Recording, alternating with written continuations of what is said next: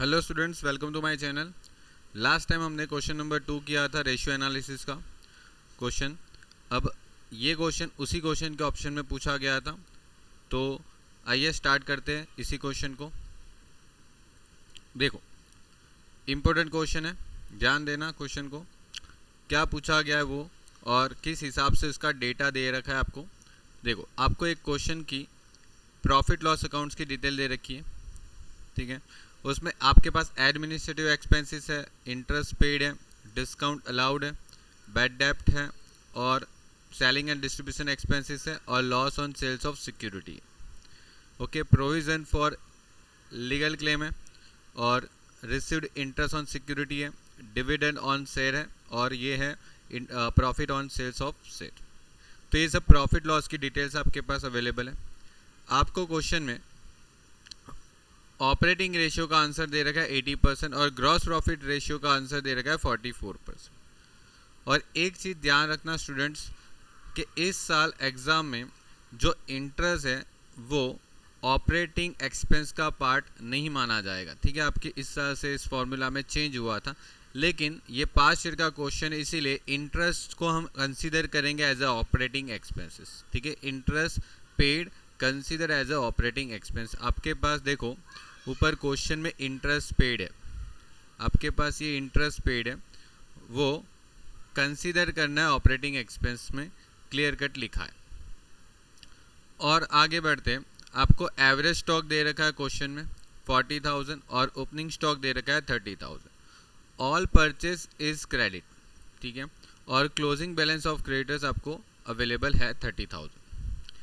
Net profit ratio find करना है, stock turnover ratio find करना और क्रेडिटर्स रेशियो फाइंड करना on the base of 300 days for the year. तो देखो, नेट प्रॉफिट रेशियो फाइंड करने के लिए आपके पास नेट प्रॉफिट होना चाहिए। अब पूरे क्वेश्चन को ध्यान से देख लो तो आपके पास नेट प्रॉफिट भी नहीं है, ठीक है। क्वेश्चन में कहीं पर भी नेट प्रॉफिट नहीं है, ना तो सेल्स है। तो फर्स्ट ऑफ ऑल आपको सेल्स और नेट प्रॉफिट फाइंड करना पड़ेगा, तभी जाके आपका क्वेश्चन में नेट प्रॉफिट रेशियो फाइंड कर सकते हो, ओके। और स्टॉक टर्नओवर रेशियो के लिए आपकी फॉर्मूला जो है cost of goods sold divide by average stock, तो वो भी तो आपके पास कॉस्ट ऑफ गुड्स सोल्ड भी नहीं है, ठीक है। एवरेज स्टॉक तो चलो क्वेश्चन के अंदर आपको दे रखा है, थर्ड नंबर के पॉइंट पे एवरेज स्टॉक है 40,000। तो चलिए फाइंड करते हैं। सबसे पहले इस क्वेश्चन को कैसे सॉल्व करना है बहुत इंपॉर्टेंट है, इसका स्टार्टिंग बहुत इंपॉर्टेंट है क्वेश्चन का। देखो स्टूडेंट्स, आपको ग्रॉस प्रॉफिट रेशियो दे रखा है, क्या दे रखा है? Gross profit ratio. तो आप पहले इधर ग्रॉस प्रॉफिट रेशियो लगा दो। क्या फॉर्मूला है? Gross profit divide by sales into 100, ठीक है। अब ग्रॉस प्रॉफिट रेशियो कितना दे रखा था क्वेश्चन में? 44%। ओके, तो 44 लिख दो और ग्रॉस प्रॉफिट आपके पास अवेलेबल नहीं। और हम इधर क्वेश्चन के अंदर सेल्स को सपोज कर लेते x, ओके। सेल्स भी नहीं है तो हम सेल्स को सपोज कर लेते x। अभी क्वेश्चन में 44 डिवाइड बाय 100 इक्वल टू आप जीपी डिवाइड बाय x कर सकते हो, तो आपका फाइनल आंसर 0.44 और ये x सामने जाए तो मल्टीपल हो जाएगा, ये जीपी का आंसर आ गया।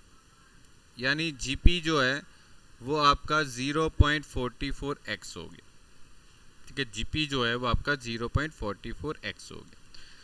अभी आपको कॉस्ट ऑफ गुड्स सोल्ड का फॉर्मूला पता है, जैसे कि सेल्स माइनस जीपी। अब कॉस्ट ऑफ गुड्स सोल्ड के लिए आपके पास सेल्स नहीं है, सेल्स को हमने सपोज कर लिया था कितना? x। सेल्स हमने कितना सपोज कर लिया था? x सपोज किया था, ठीक है। तो क्वेश्चन में आप सेल्स को x ले लो इधर, माइनस जीपी आपके पास कितना आया था? तो देखो जीपी का आंसर आपके पास कितना आया? 0.44x, तो वो भी हम इधर कंसीडर कर लेते हैं 0.44x।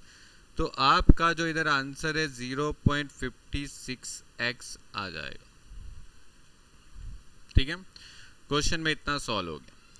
अब क्वेश्चन के अंदर से आपको ऑपरेटिंग एक्सपेंस पता लगाना कि कितना ऑपरेटिंग एक्सपेंस था, ठीक है, क्वेश्चन में। तो देखो ऑपरेटिंग एक्सपेंस में क्या क्या ले सकते हैं, एडमिनिस्ट्रेटिव एक्सपेंसेस ले सकते हैं, यस बिल्कुल ले सकते हैं। इंटरेस्ट पेड, देखो क्वेश्चन में बोला गया कि इंटरेस्ट पेड जो है वो ऑपरेटिंग एक्सपेंस का क्या होना चाहिए, पार्ट होना चाहिए, तो वो भी कंसीडर करेंगे। डिस्काउंट अलाउड, बैड डेप्ट, okay, sales and distribution expenses, okay, बस इतना ही चीज आपको ऑपरेटिंग एक्सपेंस में कंसीडर करनी है। बाकी की कोई भी डिटेल्स ऑपरेटिंग एक्सपेंस का पार्ट नहीं है। Loss on sales of security ये ऑपरेटिंग एक्सपेंस का पार्ट नहीं है। प्रोविजन फॉर लीगल कम, ये तो देखो प्रोविजन है और कोई भी प्रोविजन जो है वो कोई एक्सपेंसेस नहीं माना जाता। Received interest on security, received interest, ये तो रिसीव्ड है तो ये तो इनकम एक्सपेंस थोड़ी है।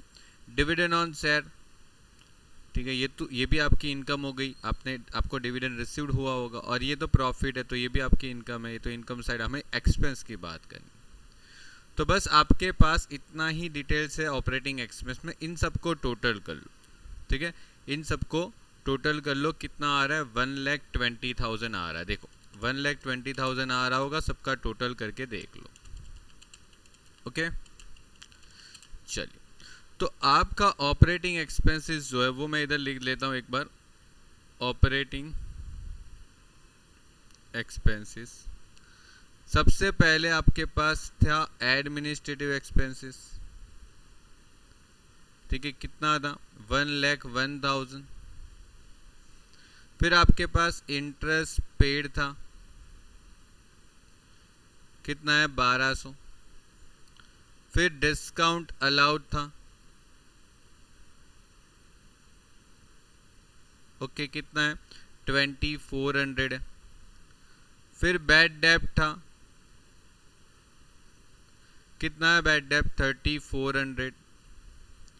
और फिर सेल्स एंड डिस्ट्रीब्यूशन एक्सपेंस था, तो इधर लिखेंगे sales and distribution expenses, 12,000।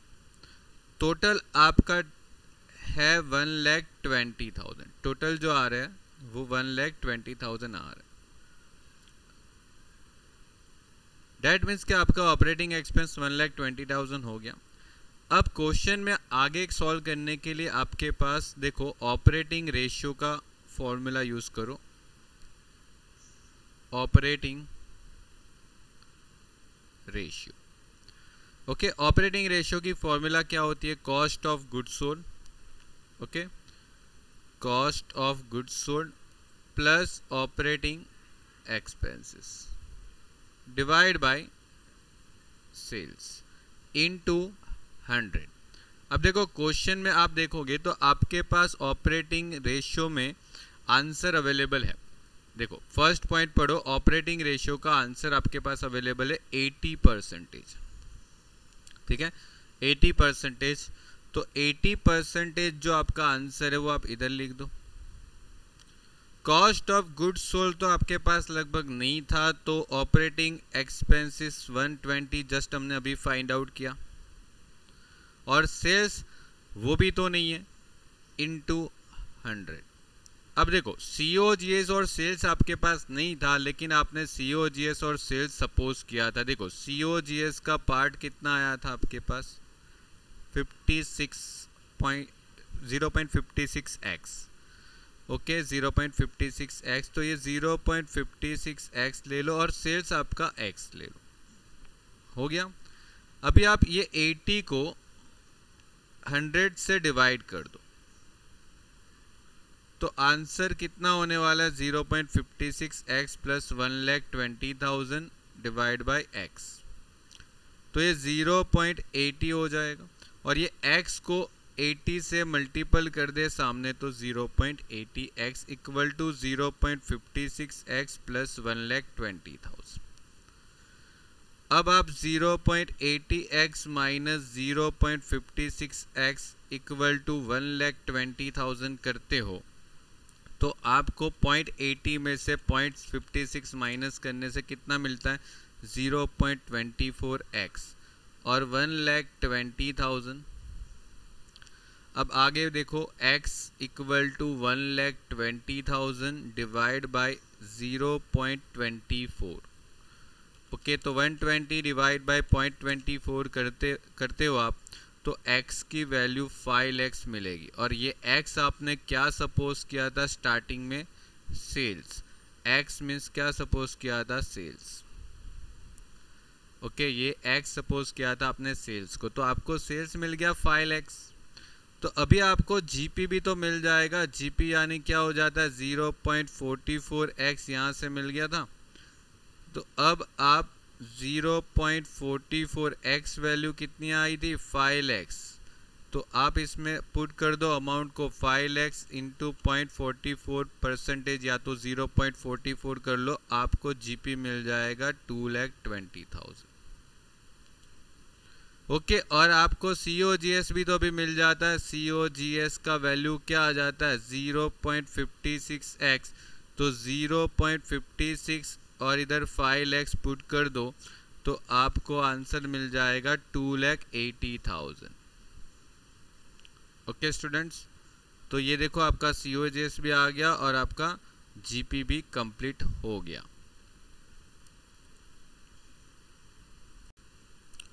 Okay, तो ये अपने दोनों आंसर आ गए। अब आगे देखो, आपको फाइंड आउट क्या करना था? Net profit ratio. Okay, net profit ratio find करना था। तो चलिए नेट प्रॉफिट रेशियो फाइंड करते हैं। देखो, आपके पास सेल्स अवेलेबल है। ओके, अब तो 5 lakhs रुपीज़। फिर कॉस्ट ऑफ गुड्स सोल्ड कितना अवेलेबल है? 2,80,000 जस्ट हमने अभी फाइंड किया। तो माइनस करने से आपको जीपी मिल जाएगा 2,20,000। और आपको ऑपरेटिंग एक्सपेंस, और ध्यान रखना ये ऑपरेटिंग एक्सपेंस विथ इंटरेस्ट था, तो आपके पास 1,20,000 का ऑपरेटिंग एक्सपेंस भी आ गया और इंटरेस्ट भी आ गया। तो सीधा आपको माइनस करने से मिलेगा नेट प्रॉफिट। ओके, ये नेट प्रॉफिट मिले। अब देखो क्वेश्चन में इंटरेस्ट भी लेस हो चुका है, बस सिर्फ टैक्स लेस करना बाकी है। लेकिन क्वेश्चन में आपको टैक्स की डिटेल्स अवेलेबल नहीं है। आपके पास टैक्स की कोई डिटेल्स अवेलेबल नहीं है। ठीक है, हमारे पास टैक्स की डिटेल्स अवेलेबल नहीं है क्वेश्चन में, तो बस ये डैश कर देंगे और अपना नेट प्रॉफिट होगा वो 1 लाख समझ लेंगे। ओके, और इसके बाद नेट प्रॉफिट रेशियो की formula net profit divide by sales into 100 कर दो। नेट प्रॉफिट कितना आया था? तो 1 लाख, और ये सेल्स कितना आया था? तो 5 lakhs, और इंटू 100 करते हो तो आपको आंसर मिलता है 20%। कंप्लीट। चलिए तो आगे बढ़ते हैं। सेकंड क्या पूछा था क्वेश्चन में? स्टॉक टर्नओवर रेशियो पूछा था ना, और स्टॉक टर्नओवर रेशियो की फॉर्मूला क्या थी? ओके, ये फर्स्ट पॉइंट था, और ये सेकंड पॉइंट अपने को पूछा था stock turnover ratio. Stock turnover ratio की फॉर्मूला है COGS divide by average stock. अब देखो COGS था आपके पास 2,80,000। ठीक है, हमने फाइंड आउट किया था जस्ट अभी, ये रहा। और एवरेज स्टॉक क्वेश्चन में आपको दे रखा है, आपको एवरेज स्टॉक क्वेश्चन में दे रखा है। देखो क्वेश्चन आप पढ़ो तो एवरेज स्टॉक 3rd नंबर के पॉइंट में दे रखा है 40,000।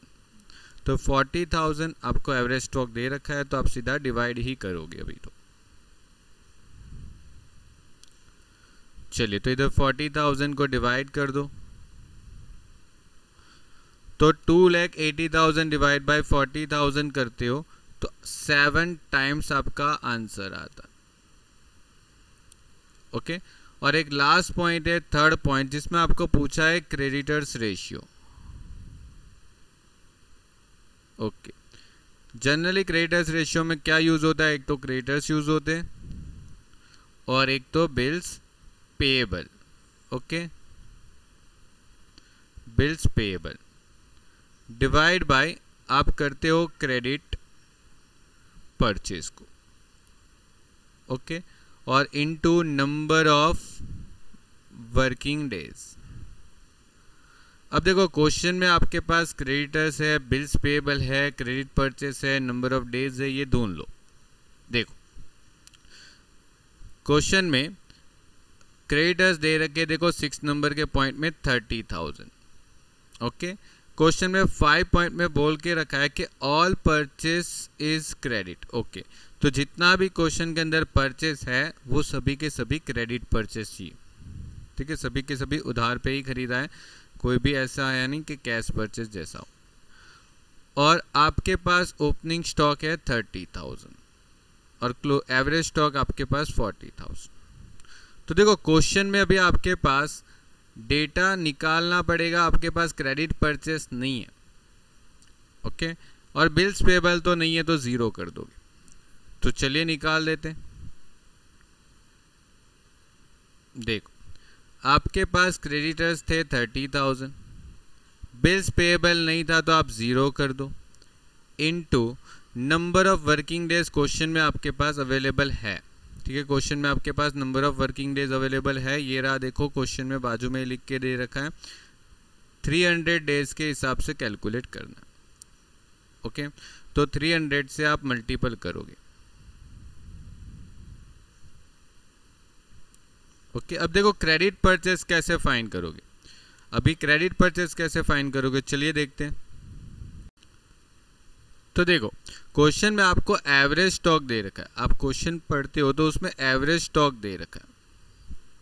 और एवरेज स्टॉक क्या होता है, opening stock plus closing stock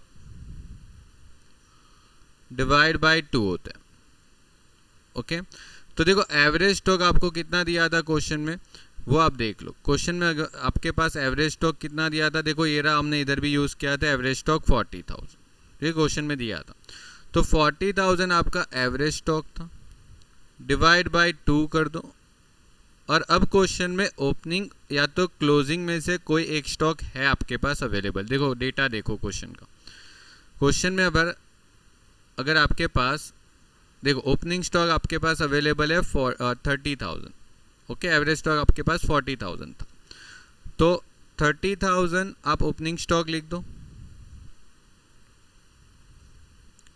30,000 plus closing stock. तो क्लोजिंग स्टॉक की आंसर कितनी मिल जाएगी आपको, क्लोजिंग स्टॉक की आंसर कितनी मिल जाएगी 40,000 इंटू 2 और इसमें से 30,000 लेस कर दो तो आपको क्लोजिंग स्टॉक का आंसर मिल जाएगा। कितना मिल जाता है 50,000। अभी देखो आपने COGS का एक फॉर्मूला ऐसे देखा होगा कि opening stock plus purchase minus closing stock. Okay, अब देखो COGS आपके पास क्वेश्चन में अवेलेबल था 2,80,000, ओपनिंग स्टॉक भी था क्वेश्चन में 30,000।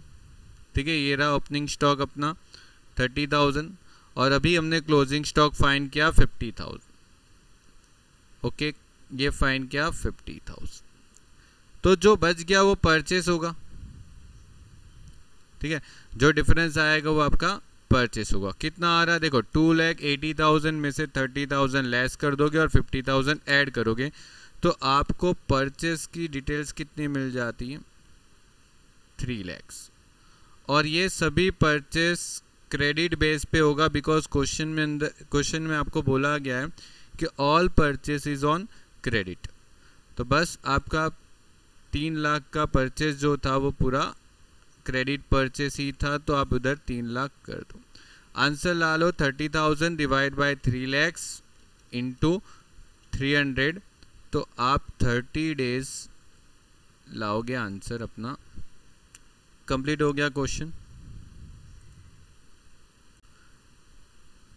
देखो सेकंड क्वेश्चन पे चलते हैं। सेकंड क्वेश्चन बहुत इंपॉर्टेंट है, ध्यान देना। आपको क्वेश्चन के अंदर पूछा क्या गया है और दिया क्या है, ठीक है, इस पे पहले फोकस करना। रिजर्व एंड सरप्लस जो है वो 5 लाख है, ठीक है, जो डिबेंचर है वो 3 लाख है और पब्लिक डिपॉजिट जो है वो भी 2 लाख है आपके पास। फिक्टिटिस एसेट कोई भी नहीं है, नील है। ग्रॉस प्रॉफिट आपके पास है 10 लाख और ऑपरेटिंग एक्सपेंस है 2,46,000। और एक चीज़ नोट करना, एक्सक्लूडिंग फाइनेंशियल इंटरेस्ट, ठीक है। ये आपका ऑपरेटिंग एक्सपेंस में इस बार कंसीडर नहीं किया गया, इसके अगले वाले क्वेश्चन में ऑपरेटिंग एक्सपेंस में इंटरेस्ट को कंसीडर किया गया था, ठीक है, साइड पे लिख के दिया था। Rate of return on share holders capital, यानी शेयर होल्डर्स कैपिटल, ठीक है, कौन से शेयर होल्डर है वो ध्यान देना, इक्विटी शेयर होल्डर्स कैपिटल लिखा है 30%, टैक्स रेट है 50%, डिविडेंड जो है वो 10% के हिसाब से आपको प्रेफरेंस शेयर कैपिटल पे कितना दे रखा है 50,000। ये डिविडेंड की अमाउंट है, प्रेफरेंस शेयर की अमाउंट नहीं है, ध्यान देना, डिविडेंड की अमाउंट है, डिविडेंड प्रेफरेंस शेयर का 50,000। एंड बोला गया from the above information calculate डेब्ट इक्विटी रेशियो। अब देखो ध्यान देना, डेब्ट इक्विटी रेशियो दो तरीके से निकलता है, on the base of total डेब्ट या तो on the base of long term liability. Question में बोला गया on the base of long term liabilities, ठीक है, कुछ नहीं लिखा होता तो अभी हम लॉन्ग टर्म लायबिलिटी ही समझते हैं। दूसरा है कैपिटल गियरिंग रेशियो, और तीसरा बोला गया है return on share holders, sorry capital employed, return on capital employed. तो बहुत अच्छा क्वेश्चन है, एक बार रीड, ओके। तो क्वेश्चन को एक बार फिर से देख लो पूरा और फिर हम सॉल्व करना स्टार्ट करते हैं, ओके। क्या क्या डेटा दे रखा है, अब देखो क्वेश्चन में जो डेटा दे रखा है उसके हिसाब से सबसे पहले आपको क्या फाइंड करना चाहिए। तो देखो आपको क्वेश्चन में ग्रॉस प्रॉफिट दिया है, ओके, तो ग्रॉस प्रॉफिट के हिसाब से वो स्टेटमेंट बना लो जो मैं बनाता था, ठीक है। आप मेरे प्रीवियस लेक्चर देखोगे तो मैं ऑलवेज एक स्टेटमेंट बना लेता हूँ, वो स्टेटमेंट आप हमेशा बनाओ, ठीक है। एक्चुअल में स्टेटमेंट स्टार्टिंग होता है सेल्स माइनस COGS से, ओके, लेकिन क्वेश्चन में हमारे पास ये डेटा अवेलेबल नहीं है और ज़रूरत भी नहीं है हमको। ग्रॉस प्रॉफिट के बाद आपको ऑपरेटिंग एक्सपेंसेस दे रखा है और ऑपरेटिंग एक्सपेंस है आपके पास 2,46,000, तो 2,46,000 लेस कर दो, ठीक है। फिर उसके बाद आपको इंटरेस्ट लेस करना है। अब देखो इंटरेस्ट क्वेश्चन में दो टाइप के, एक तो आप इसके ऊपर इंटरेस्ट निकालोगे तो कितना इंटरेस्ट आने वाला है 30,000, ठीक है, और इसके ऊपर इंटरेस्ट निकालते हो तो कितना इंटरेस्ट आने वाला है 24,000, ठीक है। आप 10% इंटरेस्ट इसके ऊपर निकालो, इसके ऊपर 12% इंटरेस्ट निकालो, तो टोटल आपका इंटरेस्ट कितना आ रहा है, तो देखो 30,000 और 24,000, यानी आप टोटल 54,000 का इंटरेस्ट पे कर रहे हो, यानी 10 lakhs माइनस 2,46,000 तो 7,54,000, उसमें से आप 54,000 लेस कर दो इंटरेस्ट का तो आपका अमाउंट आ गया 7 lakhs। अब इसमें से आप क्या लेस करते थे टैक्स, और टैक्स का रेट कितना परसेंट है 50%, तो यह आंसर आपका 3,50,000 देगा। तो बच गया remaining amount 3,50,000।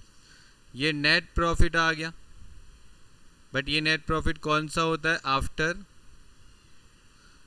Interest and tax होता है, ओके। अब देखो क्वेश्चन में आपको एक आंसर दे रखा है rate of return on capital, sorry equity share capital. आपको जो आंसर दे रखा है वो इक्विटी शेयर कैपिटल पे दे रखा है, कितना है 30%। तो इसकी फॉर्मूला लगा दो तो आपको पता चल जाएगा कि इक्विटी शेयर कैपिटल कितने हैं क्वेश्चन में, ठीक है। चलिए, रिटर्न ऑन इक्विटी कैपिटल, क्या फॉर्मूला है, net profit after interest and tax minus करना है प्रेफरेंस डिविडेंड, ओके। मैंने आपको ये फॉर्मूला अच्छे से समझाई हुई है, मेरा फर्स्ट फॉर्मूला के वीडियो जाके देखोगे तो पता चलेगा। जब इक्विटी शेयर कैपिटल पे हम कुछ भी चीज़ निकालते हैं रिटर्न, तो हम प्रेफरेंस डिविडेंड को लेस करते हैं और डिवाइड में इक्विटी कैपिटल इनटू 100। अब देखो नेट प्रॉफिट हमने अभी फाइंड किया था, कितना आया था 3,50,000, ठीक है। हमने जस्ट अभी टेबल बनाया, ये अपना आंसर आया था 3,50,000। उसमें से आप प्रेफरेंस डिविडेंड माइनस करोगे। अभी देखो डिविडेंड ऑन प्रेफरेंस शेयर दे रखा है, कितना दे रखा है 50,000, तो आप 50,000 इधर रख लो, डिवाइड बाय इक्विटी कैपिटल आपके पास क्वेश्चन में अवेलेबल नहीं है, कोई बात नहीं, इनटू 100 कर लो और आपको इक्विटी कैपिटल पे जो रिटर्न था वो आपको दे रखा था कितना 30%, तो आप इधर 30 भी लिख दो। तो क्वेश्चन में इक्विटी कैपिटल कितना होगा वो आपको मिल जाएगा। कितना होगा देखो 3,50,000 में से अगर आप 50,000 लेस करते हो तो 30,000 आप 3 लाख आपका आंसर होगा, और ये 30 को डिवाइड ले लो इंटू 100, ठीक है। तो 3 लाख डिवाइड 30 इंटू 100 करने से आपको इक्विटी कैपिटल मिल जाएगा जो कि आ रहा है 10 lakh. Equity capital 10 lakh. Okay, तो क्वेश्चन में इक्विटी कैपिटल मिल गया। अभी आपको क्वेश्चन में चाहिए था डेब्ट इक्विटी रेशियो। ओके, डेब्ट इक्विटी रेशियो जो कि आपकी फर्स्ट फॉर्मूला है डेब्ट इक्विटी रेशियो।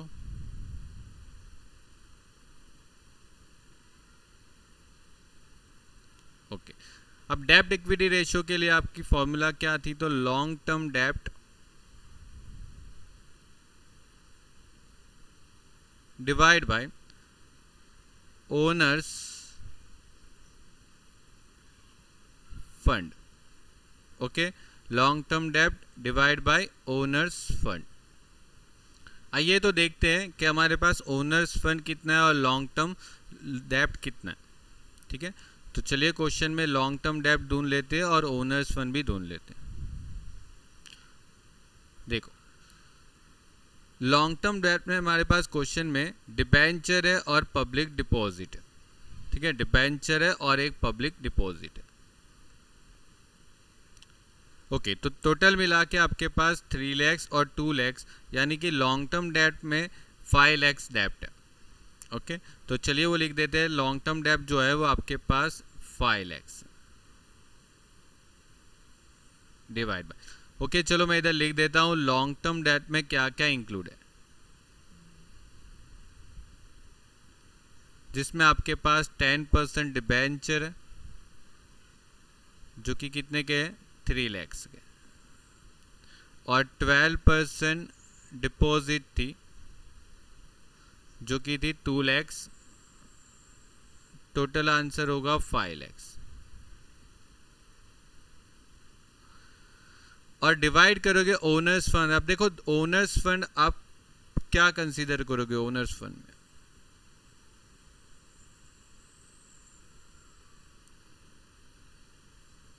ओनर्स फंड में इक्विटी कैपिटल आएगा।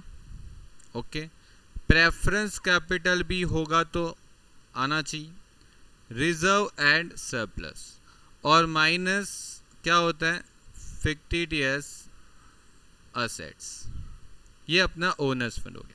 अब इक्विटी शेयर तो आपने जस्ट अभी निकाला था क्वेश्चन में 10 लाख। ओके, क्वेश्चन में इक्विटी शेयर हमने जस्ट अभी निकाला था 10 लाख। ठीक है, ये रहा हमने अभी क्वेश्चन में निकाल दिया था इक्विटी शेयर कैपिटल, ये रहा 10 लाख। अब क्वेश्चन में आपके पास प्रेफरेंस शेयर है तो यस बिल्कुल है। देखो ये रहा प्रेफरेंस शेयर, आपको क्वेश्चन में डायरेक्टली नहीं दिया। देखो इस डिटेल्स से आपको प्रेफरेंस शेयर मिल जाएगा कि प्रेफरेंस शेयर जितने होंगे वो कितने, तो आपको 10% के हिसाब से कितना डिविडेंड मिल रहा है 50,000। तो समझो प्रेफरेंस शेयर कितने होंगे, तो 50,000 डिवाइड बाय 10%। ठीक है, तो 5 लाख के प्रेफरेंस शेयर होंगे ना, क्वेश्चन में प्रेफरेंस शेयर 5 लाख के होंगे, तभी तो जाके 5 लाख का 10% किया होगा उन्होंने, तो 10% करके आपके पास डिविडेंड की अमाउंट आई 50,000। आपको क्वेश्चन में डिविडेंड दिया है, ये चीज़ ध्यान रखना, डिविडेंड दिया है, प्रेफरेंस शेयर की कैपिटल नहीं दिया, हमें कैपिटल फाइंड करनी है। तो डिविडेंड को परसेंटेज से डिवाइड कर लेंगे तो आपको कैपिटल मिल जाएगी, और अगर कैपिटल देते हैं तो आप परसेंटेज से मल्टीपल करते हो तो डिविडेंड मिलता है। तो 5 लाख आपकी प्रेफरेंस कैपिटल आ गई, और रिजर्व सरप्लस आपके पास क्वेश्चन में और भी है 5 लाख। देखो ये रहा 5 लाख फर्स्ट पॉइंट पे, और फिक्टिटिस एसेट तो क्वेश्चन में नील है, फिक्टिटिस एसेट तो क्वेश्चन में है ही नहीं। तो 5 lakhs की प्रेफरेंस कैपिटल और 5 lakhs की रिजर्व सरप्लस, तो 5 lakhs और 5 lakhs, तो डैश करके जाने दो इसको, टोटल हो जाएगा 20 lakhs। तो आपका ओनर्स फंड हो गया 20 lakhs और इसको 20 lakhs से डिवाइड कर दो, और 20 lakhs से डिवाइड करने से इधर जो आंसर मिलेगा वो 0.25 मिलेगा, और इसको आप रेस टू 1 लिखोगे। और अगर ये सेम क्वेश्चन को अगर आप इंटू 100 करते हो तो आप 25% भी लिख सकते हो, नो प्रॉब्लम, दोनों वैलिड है, ठीक है। चलिए तो आगे बढ़ते हैं। क्वेश्चन में अब क्या फाइंड करना है, तो कैपिटल गियरिंग रेशियो, सेकंड क्या है, कैपिटल गियरिंग रेशियो। चलो तो कैपिटल गियरिंग रेशियो की फॉर्मूला क्या है,